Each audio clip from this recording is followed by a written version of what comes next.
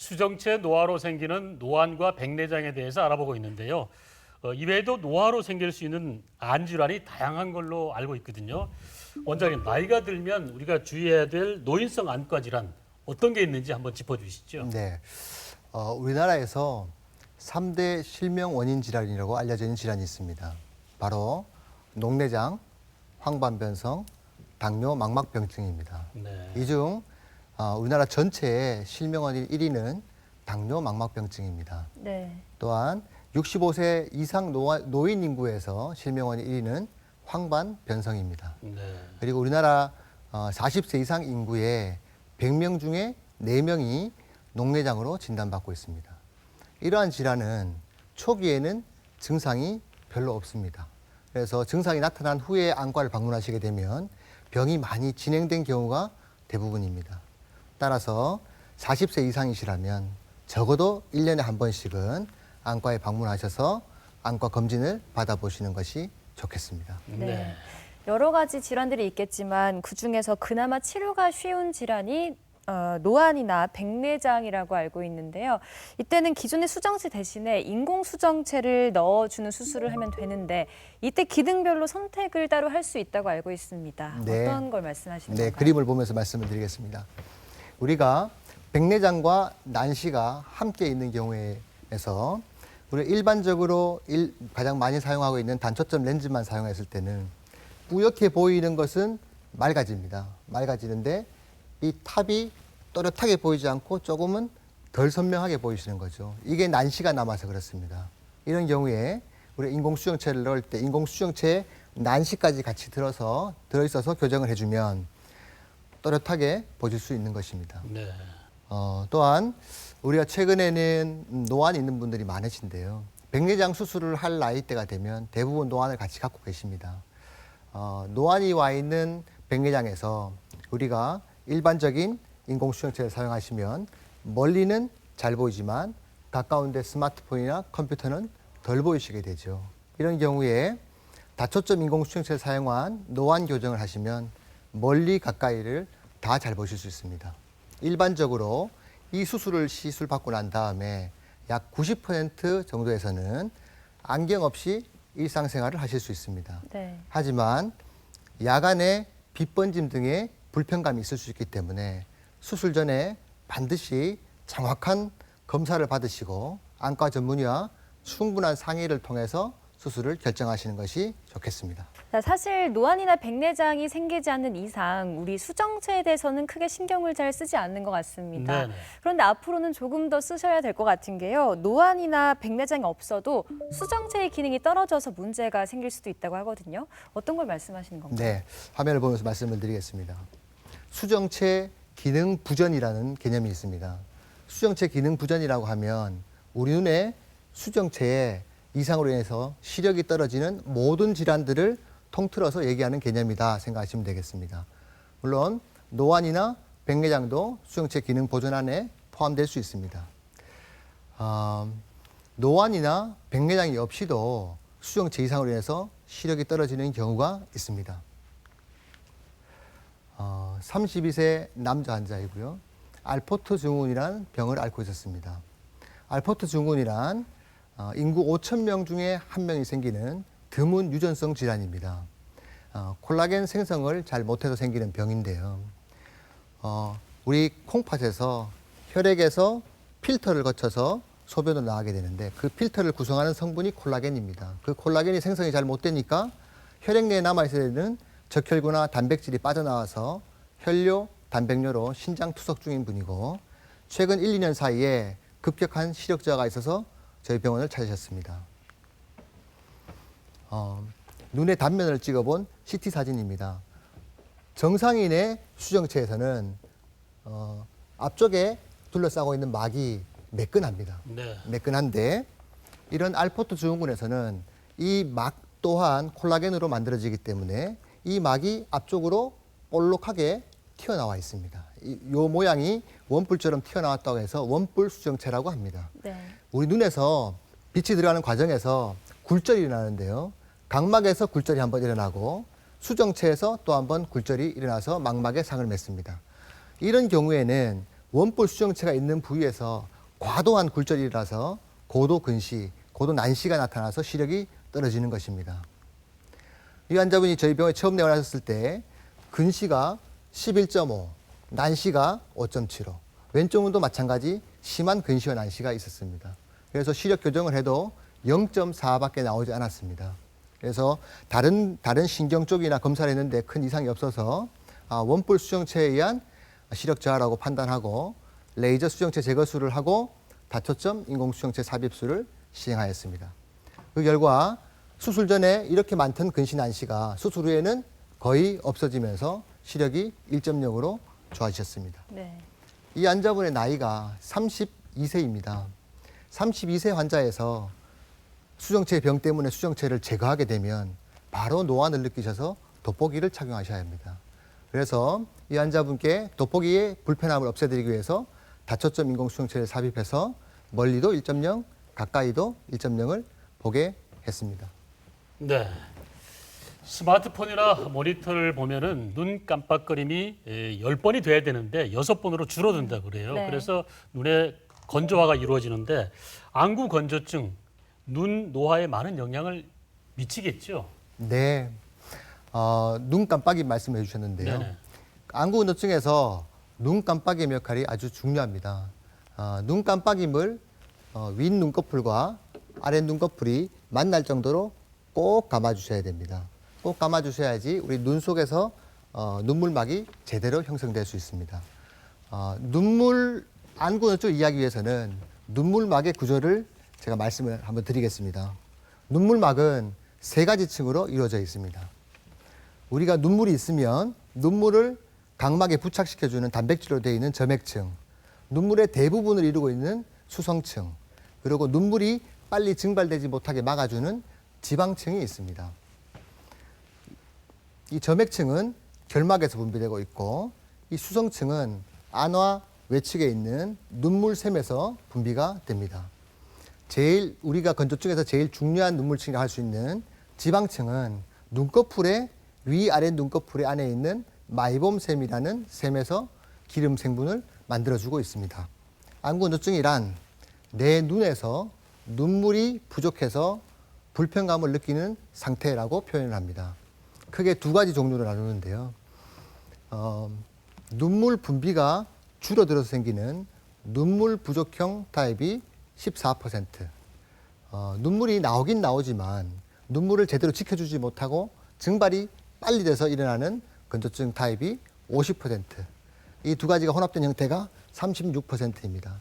다시 말씀드리면 눈물 증발형의 원인이 되는 건조증의 타입이 무려 86%에 해당된다는 것입니다. 이 원인이 우리 눈꺼풀 속에 있는 마이봄샘이라는 샘에서 기름을 분비를 잘 못해줘서 생긴다 보고 있습니다. 네. 그림을 다시 보시면 우리 눈에 수분 부족으로 인한 건조증은 14%이고 눈꺼풀 속에 있는 마이봄샘에서 기름을 잘 분비 못해줘서 생기는 건조증이 무려 86%다 이해하시면 되겠습니다. 이 말은 다시 말씀드리면 우리가 인공 눈물만으로 치료할 수 있는 건조증은 단지 14%뿐이라는 거죠. 네. 그래서 안과에 오시는 많은 분들이 안약을 넣을 때뿐이고 안약을 안 넣으면 또 그대로예요. 말씀하신 분들이 많습니다. 그런 분들은 특히 86%에 해당하실 수 있으므로 추가적인 치료가 필요하다 하겠습니다. 안구 건조증의 일반적인 치료입니다. 일반적인 치료는 우리가 잠을 못 주무시는 것 아주 좋지 않습니다. 그리고 컴퓨터나 스마트폰 화면 많이 보시는 것, 콘택트 렌즈, 특히 미용 렌즈로 많이 착용하시는 컬러 렌즈는 산소 투과도를 떨어뜨리기 때문에 건조증을 일으킵니다. 이러한 원인이 되는 것들을 제거해 주는 게 중요하고요. 또 본인에 맞는 인공 눈물 및 약물 치료를 하시고 영양제 성분으로는 눈에는 안구 건조증에는 오메가3, 음식으로는 등푸른 생선을 많이 섭취하시는 것이 건조증 예방에 도움이 되겠습니다. 네. 네, 저도 평소에 눈이 조금 건조하거나 찝찝할 때 특별한 검진 없이 약국에서 인공 눈물이나 안약을 사서 넣는 편이거든요. 이렇게 해도 괜찮은 건지도 궁금하고요. 또 효과적으로 안약제를 쓰려면 어떤 방법이 있을지도 알려주시면 감사하겠습니다. 네. 눈의 피로감으로 인해서 일시적으로 느끼는 건조증이라면 우리가 휴식과 함께 일반 의약품으로 분류된 인공누액을 점안하신 것 괜찮습니다. 하지만 건조증이 지속적으로 느껴진다면 안과를 방문하셔서 내가 지금 앓고 있는 건조증이 어떤 타입의 건조증인지 진단받으시고 네. 거기에 따른 안약이랑 치료를 받으시는 것이 도움이 되겠습니다. 네. 하품을 자주 하면 눈물을 흘릴 수 있다고 하는데 네. 이게 이제 하품을 할 때 얼굴 근육이 이 눈물 주머니를 눌러서 자극을 주기 때문이라고 합니다. 그런데 눈물이 조금 났는데 금방 말라버릴 때도 있고요. 또 어떨 때는 눈물이 아예 안 나는 경우가 있다 그래요. 두 증상이 어떻게 서로 다른 건가요? 네, 차이가 있습니다. 네. 그래서 요즘은 눈물이 부족해서 생기는 건조증이냐 아니면 눈물은 어느 정도 있는데 증발을 빨리 해서 생기는 건조증이냐를 나누어서 치료하고 있습니다. 앞서 말씀드린 일반적인 치료에 더해서 눈물 부족인 경우에는 내 눈물이 부족하니까 내려가는 길을 일시적으로 막아줄 수 있고요. 눈물이 증발이 많이 되는 경우에는 눈꺼풀 속에 있는 마이봄샘에서 기름을 잘 못 만들기 때문에 이 마이봄샘의 기능이 떨어져 있는 것을 좋아지게 하는 치료들을 하고 있습니다. 하나씩 말씀드리겠습니다. 눈물 부족형 안구건조증의 치료에 일시적으로 누점 폐쇄술을 해줄 수 있는데요. 우리가 눈물이 내려가는 길은 크게 두 가지가 있습니다. 눈 안쪽에서 아래쪽에 하나, 위쪽에 하나 모여서 코 안으로 목 뒤로 넘어가게 되어 있습니다. 이 중에 아래쪽 눈꺼풀을 콜라겐 플러그를 이용해서 막아주면 내 눈에 눈물이 머무는 시간이 조금 더 늘어나서 그래서 인공 눈물약을 점안 횟수를 조금 감소시켜 줄 수 있습니다. 이 콜라겐 플러그는 2, 3개월 지나면 우리 몸에서 녹아서 없어지기 때문에 안전한 시술이고요. 다음으로 우리 외래에서도 가장 많은 타입의 눈물 안구건조증입니다. 눈물 증발형 안구건조증인데요. 먼저 댁에서 간단하게 하실 수 있는 홈케어 방법부터 말씀을 드리겠습니다. 순서는 따뜻한 찜질을 해주고 눈꺼풀 마사지를 해주고 눈꺼풀을 닦아주는 순서대로 하겠습니다. 이런 치료만 댁에서 꾸준히 하셔도 건조증의 많은 부분이 좋아질 수 있습니다. 보시겠습니다. 온찜질을 먼저 하는데요. 이런 온찜질 안 되는 인터넷에서 쉽게 구매하실 수 있고 아니면 댁에서 콩주머니를 만들으셔서 전자레인지를 이용해서 데워서 사용하셔도 되겠습니다. 40도씨 정도로 5분간 아침, 저녁 1, 2회 사용해 주시면 도움이 되겠습니다. 여기 온찜질을 하고 난 다음에 눈꺼풀을 마사지를 해주는데요. 아까 전에 제가 말씀드렸을 때 눈꺼풀 안에 마이봄샘이 있다고 말씀을 드렸습니다. 그 샘이 살짝 짜지게끔 위에서 아래로, 아래 눈꺼풀은 밑에서 위로 이렇게 마사지를 하루에 한 번 할 때 5회 정도씩 하시면 도움이 되는데 눈을 너무 세게 누르시면 안 됩니다. 네. 자, 마지막으로 이렇게 짜주고 나면 우리 눈꺼풀 끝에서 찌꺼기들이 조금 나와 있는 것을 보실 수 있습니다. 그 찌꺼기를 눈꺼풀 전용 세제를 이용해서 윗눈꺼풀을 닦을 때는 살짝 당겨서 닦아주고요. 아래 눈꺼풀은 또 당겨서 닦아주시고 그래서 따뜻한 찜질 하시고 마사지 하시고 닦아주시고 이 과정을 아침 저녁만 열심히 해준다면 인공 눈물 사용과 함께 홈케어를 하시면 건조증의 많은 부분들을 호전시킬 수 있을 것입니다. 네. 이렇게 해도 건조증이 지속되는 심한 건조증 환자분들이 있습니다. 이런 환자분들은 병원에 오셔서 검사를 하고 치료를 받으셔야 되는데요. 먼저 마이봄샘이 제대로 잘 있는지 검사부터 해보고요. 지방층의 두께가 어떤지도 측정해보고 불완전한 깜빡임은 얼만큼 있는지 측정해서 완전한 깜빡임이 될 수 있게끔 눈 깜빡임 교육을 하고요. 이렇게 검사를 해서 우리가 눈물 증발형 안구건조증으로 진단이 되면 온열 치료를 하고 IPL 레이저 치료를 하고 그래서 굳은 지방들을 짜내주고 마사지하는 순서로 치료를 진행하겠습니다. 앞에서 마이봄샘이라는 얘기가 계속 나오는데 처음 들으신 분들은 생소하실 겁니다. 네. 이 마이봄샘이 뭐냐 그러면 눈꺼풀을 뒤집어서 보면 여기 하얗게 줄처럼 보이는 것이 있습니다. 네. 여기가 지방을 만들어내는 마이봄샘입니다. 이 샘에서 지방을 만들어내서 눈꺼풀 끝으로 기름이 빠져나오는 거죠. 병이 진행하게 되면 이 마이봄샘이 점점 짧아지고 굵어지고 소실되게 됩니다. 그래서 우리가 안과에 방문하시면 이런 지방층 및 마이봄샘이 어떤 상태인지 검사를 해보시고요. 촬영 결과를 확인하게 되는데 이 환자분은 20대 여성분입니다. 그런데 마이봄샘이 지금 보시면 조금 짧아져 있고요. 두꺼워져 있습니다. 네. 아직은 그런데 눈물 지방층은 100나노미터 이상으로 지방층 두께는 아직 괜찮습니다.